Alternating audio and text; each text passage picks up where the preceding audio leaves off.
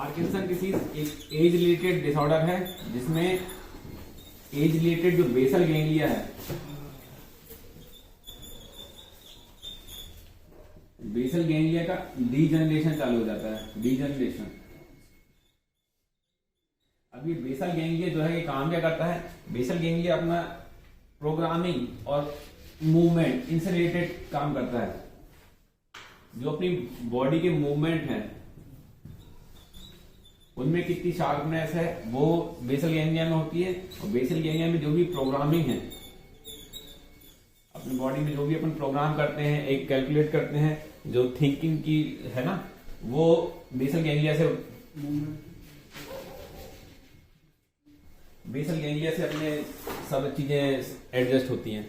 तो basal ganglia का degeneration होता है। बेसल गैंग्लिया का डीजनरेशन होने से चार चीजें पैदा होती है। यही चार जो है क्लासिकल इसके फीचर्स होते हैं पार्किंसन डिसीज के। पहला है रिजिडिटी, दूसरा ब्रेडिकाइनेसिया, तीसरा ट्रेमर, और चौथा गेट डिस्टर्बेंस। इसका जो गेट है उसको टिपिकल एक नाम दिया गया है फैसिनेटिंग गेट।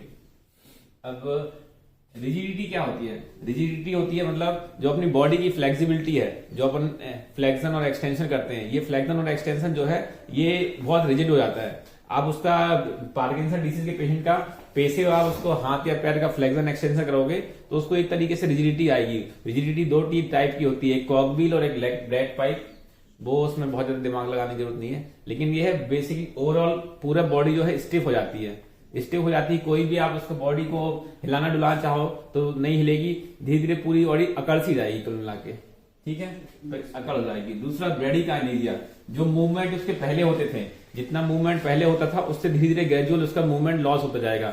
हाथ पैर हिलाना है, जैसे हाथ पैर हिलाना है, लिखना है, उसकी राइटिंग जो है ना, राइटिंग बहुत स्मॉल टाइप की राइटिंग हो जाएगी, छोटी छोटी राइटिंग होती जाएगी, क्योंकि वो हाथों के मूवमेंट ही नहीं कर पाता ढंग से।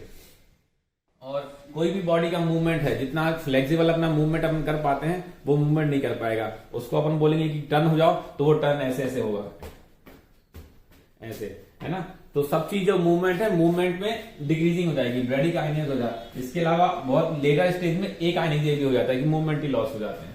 फिर ट्रेमर, इसका जो ट्रेमर है, ट्रेमर की जो फ्रीक्वेंसी है ऑलमोस्ट 4 to 6 हर्ट्ज पर सेकेंड है, मतलब एक सेकेंड में 4 से 6 बार वो तो इसे बहुत रैपिड तो नहीं बोलेंगे। तो और इसका एक क्लासिकल है कि उसको रेस्टिंग ट्रेमर मिलते हैं, रेस्टिंग ट्रेमर मिलेंगे, रेस्ट की स्टेज में उसको ट्रेमर आएंगे। जैसे उसको कुछ मूवमेंट करने बोलेंगे, मूवमेंट करने के बाद ट्रेमर खत्म हो जाएंगे, और जैसे वो मूवमेंट खत्म होगा फिर से ट्रेमर आने लगेंगे। और चौथा है गेट। इसका टिपिकल एक गेट होता है फैसिनेटिंग गेट, मतलब पेशेंट को अब उसमें बोलेंगे चलने में तो बहुत शॉर्ट स्टेपर रहेगा, बिल्कुल छोटे छोटे कदम लेगा, छोटे छोटे कदम लेंगे, और धीरे चलने बोलेंगे तो छोटे छोटे कदम लेने के साथ साथ उसकी कमर है पूरी झुक जाएगी, और कमर झुकने के साथ साथ उसकी जो स्पीड है स्पीड बढ़ जाती है। कई बार ऐसा रहता है कि वो अपनी स्पीड को रोक ही नहीं पाता है। एक बार जैसे उसने चलना चालू किया तो वो स्पीड नहीं रोक पाएगा जब तक सामने से कुछ ना आए। तो ये पेशेंट आगे जाके बहुत ज्यादा हर कहीं टकराते रहते हैं, गिरते पड़ते रहते हैं, क्योंकि वो एक बार चालू हो गए ना तो फिर बंद नहीं हो पाएंगे। हाँ, वो कंट्रोल ही नहीं रहती, एक बार वो स्टार्ट हो गए तो वो स्टार्ट ही रहेंगे। शुरुआत में बहुत धीरे धीरे छोटे छोटे गैप लेंगे, ऐसे ऐसे करके फिर ऐसे हो जाएंगे, झुक जाएंगे, झुकने के साथ साथ स्पीड बढ़ती जाएगी और फिर वो रोक नहीं पाएगी। तो इन चार में से अगर 2 मिल रहे हैं आपको तो आप उसको पार्किंसन डिसीज की डायग्नोसिस बना सकते हैं। इसके साथ जो एसोसिएटेड सिम्टम्स होते हैं पार्किंसन के, वो बहुत इनके कारण जो सिम्टम्स पैदा होते हैं। एसोसिएटेड सिम्टम्स मतलब उसकी कैलकुलेशन, मेमोरी, ये सब वीक हो जाएगी, डिप्रेशन में जाने लगेगा पेशेंट, और एपेटाइट लॉस, एपेटाइट डिक्रीज हो जाएगी, मतलब जो सब एसोसिएटेड सिम्टम्स होते हैं वो आएंगे। लेकिन मेन जो डायग्नोसिस बनती है वो 4 सिम्टम्स में बनती है। इन 4 में से अगर कोई 2 मिल रहे हैं तो आप उसको डायग्नोसिस बना सकते हो। अब पार्किंसन जो होते हैं 2 टाइप के होते हैं, एक प्राइमरी एक सेकेंडरी। प्राइमरी जो होता है वो इडियोपैथिक होता है, उसको कोई कॉज नहीं है। सेकेंडरी हो सकता है drug related, post traumatic, post operative, है ना। जो बेसल गैंग्लिया है, बेसल गैंग्लिया ही अपन ने डाल दिया। इसकी जो बेसिक पैथोफिजियोलॉजी होती है, बेसल गैंग्लिया में डोपामिन रिसेप्टर है, डोपामिन रिसेप्टर काम करना बंद कर देता है। डोपामिन रिसेप्टर ये जो बेसल गैंग्लिया की एक्टिविटी के रिस्पॉन्सिबल होता है, तो डोपामिन रिसेप्टर काम करना बंद कर देता है। तो आगे अपन ड्रग्स जो भी देते हैं वो सब ड्रग्स जो होती हैं डोपामिन के आजू बाजू काम करती रहती हैं। या तो कुछ ड्रग्स डोपामिन के जैसे काम करेंगी, कुछ ड्रग्स डोपामिन का एंट्री बढ़ा देंगी, कुछ ड्रग्स डोपामिन रिसेप्टर के जैसे काम करेंगी। कुल मिला के सबका यही काम है कि डोपामिन को अपने मतलब बेसल गैंग्लिया के अंदर बढ़ाना है। फिर एक पार्किंसन प्लस सिंड्रोम होता है। पार्किंसन प्लस सिंड्रोम होता है जिसमें क्या होता है, पेशेंट को सिम्टम्स तो पार्किंसन के रहते हैं, डायग्नोसिस लेकिन पार्किंसनिज्म नहीं होती। उसकी जो बेसिक पैथोफिजियोलॉजी है वो अदर होती है। जैसे कई होते हैं अल्जाइमर डिसीज या फिर पोस्ट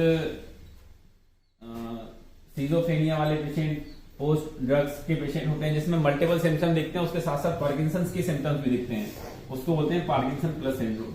तो ज्यादातर पेशेंट जो अपने पास आते हैं वो पार्किंसन प्लस सिंड्रोम के होते हैं, उसको आप डिफरेंशिएट नहीं कर पाते कि वो पार्किंसन है कि उससे कुछ अलग है। ड्रग्स जो ज्यादातर जो एंटी साइकोटिक ड्रग है ना, जितनी भी हेलोपेराइडोल है, ये सब एंटी साइकोटिक ड्रग्स यही पार्किंसन के लिए रिस्पॉन्सिबल होती है, क्योंकि ये डोपामिन का लेवल कम कर देती है बॉडी में।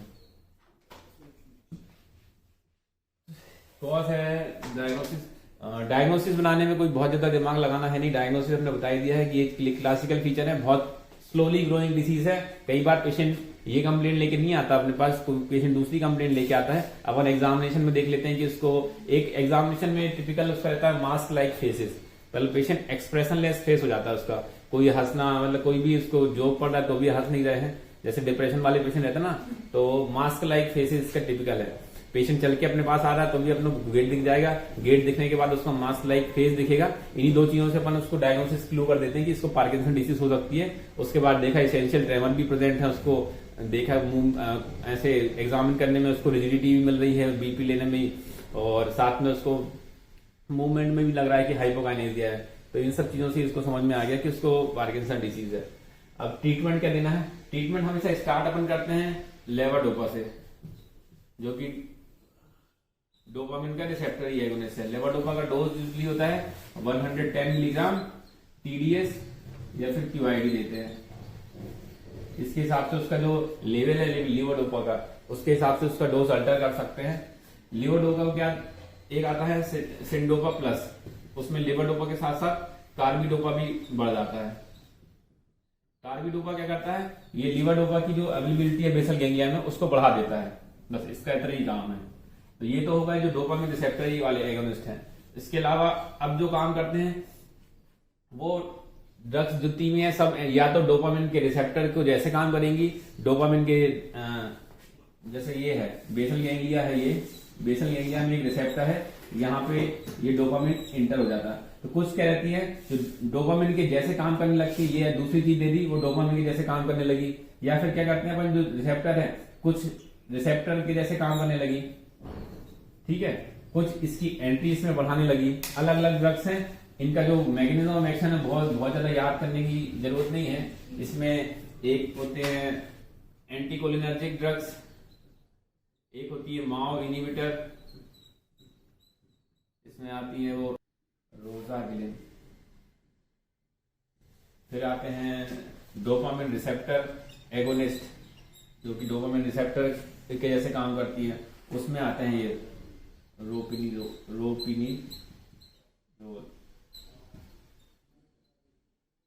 फिर बेंज, ये एंटीकोलिनर्जिक है बेंजाट्रोपिन।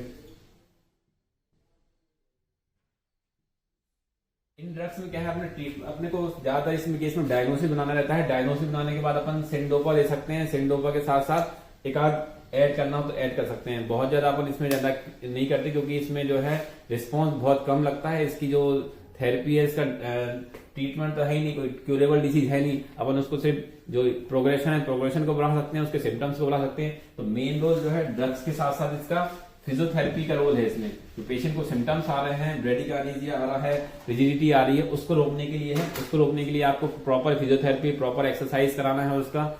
यही इसका main treatment of main goal है इसका ट्रीटमेंट का। ड्रग्स तो ये है कि ड्रग्स डोपामिन की अवेलेबिलिटी बढ़ा देगा, तो अवेलेबिलिटी बढ़ाने से वो ठीक थोड़ी हो जाएगी। जो बेसिक गैंग्लिया का थोड़ा फंक्शन है वो ही रहने लगेगा, लेकिन जितनी चीजें हो चुकी है उसको वो अल्टर नहीं करेगा ये।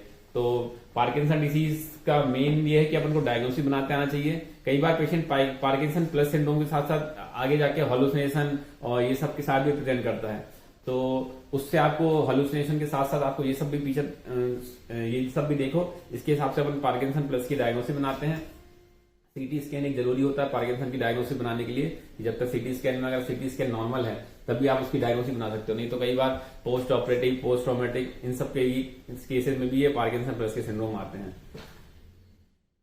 और मेडिसिन का रोल सिर्फ कंजर्वेटिव है, जो आपके सिम्टोमेटिक से सिम्टम्स को थोड़ा सा कम कर देगा। इसके साथ साथ जो ट्रेमर को कम करने के लिए पैसिटेन दे देते हैं साथ में, है ना।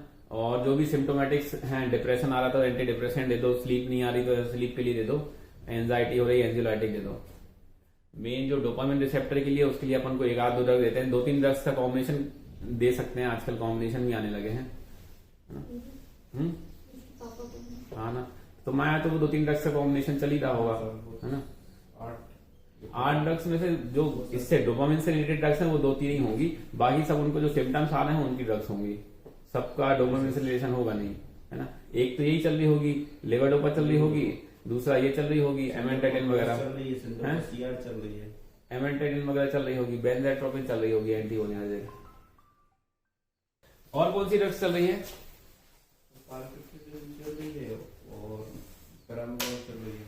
रोपिनिरोल चल रही होगी, रोपिनिरोल होगा ना उसमें, हाँ वो रहता है, वो क्या कहते हैं डोपामिन रिसेप्टर एगोनिस्ट। लेकिन जो भी ड्रग्स हैं, ड्रग्स का काम अल्टीमेटली वही है, सबका एम यही है डोपामिन को अंदर जाना बेसल गैंग्लिया के अंदर। उसके लिए 2-3 ड्रग्स के लिए अगर अपन मल्टीपल ड्रग्स भी यूज करेंगे तो भी उसका कोई बहुत ज्यादा इफेक्ट पड़ेगा नहीं।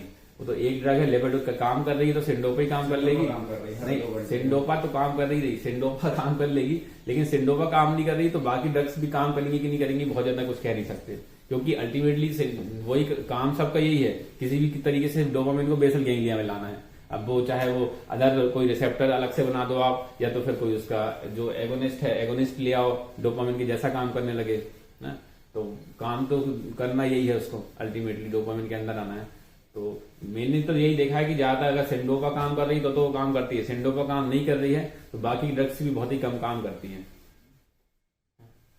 बाकी तो सब सिम्टोमेटिक ट्रीटमेंट ही है इसका, और मेन ट्रीटमेंट फिजियोथेरेपी है।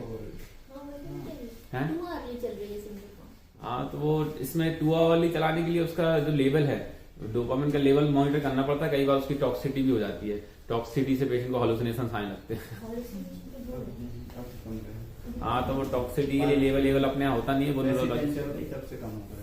पैसिटेन तो उसको ट्रेमर्स और ये ट्रेमर्स कम करने के लिए होते हैं, रिजिडिटी कम करने के लिए होते हैं पैसिटेन।